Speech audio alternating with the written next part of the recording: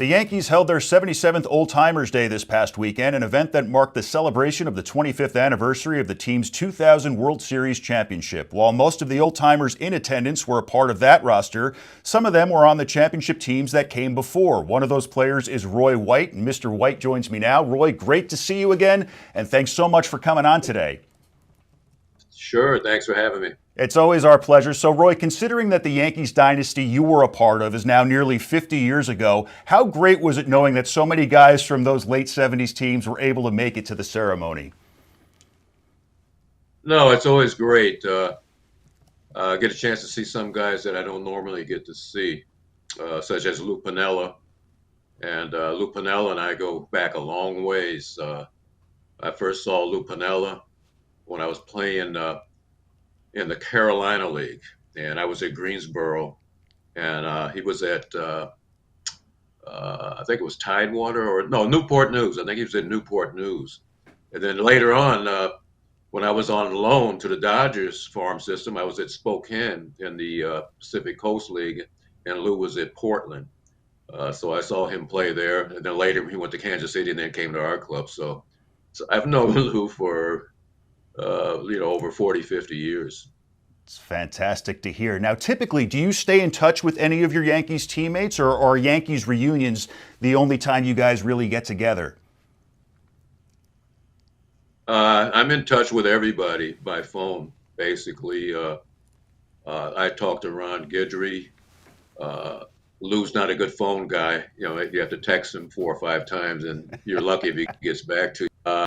Uh, Chris Chambliss I talked to by phone, and Mike Torres is a guy that I'm in touch with him. And some of the guys come in for appearances into New York, and I'll run into him like Bucky Dent. You know, he comes in, and I have that occasion to see him or Goose Gossage and Greg Nettles. I said most of the guys don't live in New York anymore like in the old days, so It, you don't get to see those guys. it, They're out it of makes state. it a lot tougher for sure. Now, even though it's not technically the same stadium you played in the 60s and 70s, what kind of memories did it bring back to take the field again all these years later and in front of a New York crowd? Well, I didn't really take the field again, so Well, I remember you walked out. You said how you didn't you wisely chose I not to get play. to You sit on, wisely chose not to play. yeah, I get to sit on a chair on the infield, and that's about as far as I want to go these days. And but it's good to be in the stadium. It's not the same as the old one, of course, but just to have the energy of being in Yankee Stadium and to be in that atmosphere and to be with some of the guys from the 2000 team that had that great dynasty with Joe Torre. And I have a few friends on that team. You know, Bernie Williams, I worked with in the minors, and I know him growing way back. You know, I had the opportunity to coach him. And then all my teammates. So you get to relive some of those experiences that you had with those guys. I think even Bucky Dent said he was opting out because he had a wedding or something the next day. It was a smart move on your guys' part. Now, I'm sure a lot of the players there looked up to you when they were younger and couldn't wait to talk to you. But were there any old timers or current Yankees that you were looking forward to spending time with on Saturday? Uh, yeah, you always hope that some of the guys on the current team will come out and watch the game and kind of mingle with you a little bit, where you could ask them some questions, or they have an opportunity to ask you some questions. But unfortunately, none of those guys showed up, so uh, I didn't get to see Aaron Judge or Volpe or Cody Bellinger or any of those guys.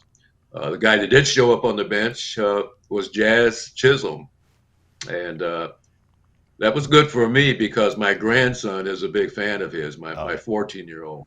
So he said, if you get to meet Jazz, get his autograph or something like that. But I took a photo with him, and I had that to show my grandson later after the game. that's fantastic. So that Jazz, was great. he's a cool dude. He's a cool dude. So, do you feel that there were a lot of similarities between your championship teams in the 70s and the 2000 championship team? Yeah, a lot. I think we had the same sort of lineups. We didn't really rely exclusively on the home run. So we had guys that were on base guys that could hit the singles and doubles and steal some bases. And so we didn't always have to rely on somebody to hit home runs to score runs. We had Greg Nettles to get hit 30, and we had Reggie Jackson to get hit between 30 and 40 in some of the latter years. But anybody in our lineup could come up with a big hit. And also, we had the pitching and we had the relief pitching, and those are always key things that you have to have. And both of us, or both of those teams that we had and they had those.